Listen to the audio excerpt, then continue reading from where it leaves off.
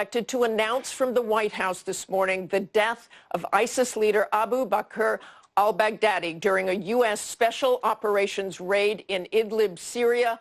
Al-Baghdadi is believed to have detonated a suicide vest he was wearing when the U.S. Special Mission Unit carried out a ground raid targeting the ISIS leader in a compound. Al-Baghdadi transformed an insurgency in Iraq into a global terror network that drew tens of thousands of recruits from around the world. At its peak, ISIS controlled vast swaths of territory in Iraq and Syria, ruling over 5 million people. He has been the target of an international manhunt for years. Let's bring in ABC News senior national correspondent Terry Moran, who is standing by at the White House. And what do we know, Terry, at this point about what the president will say? Well, what we know is that the pool has gathered, the president running a couple of minutes late. This is a big moment for him.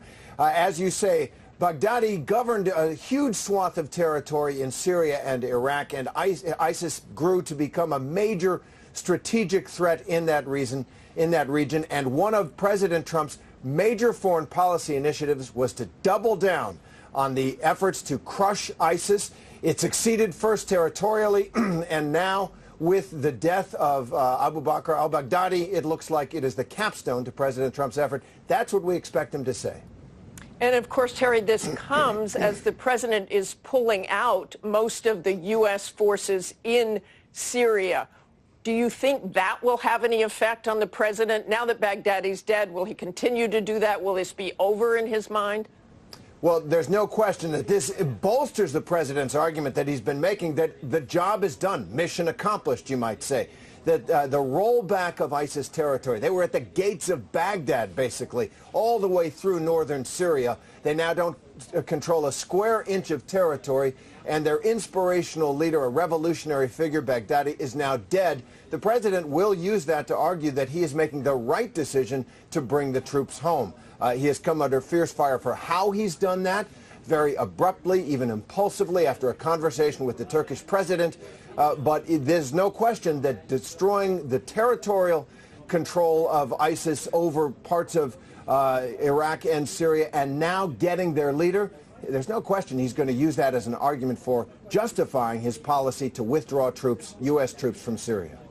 And Terry, President Trump had really focused on ISIS in ways that hadn't been done before. Baghdadi clearly a top priority for him. That's right. And Martha, this is one of the things President Trump believes he has not been given sufficient credit for.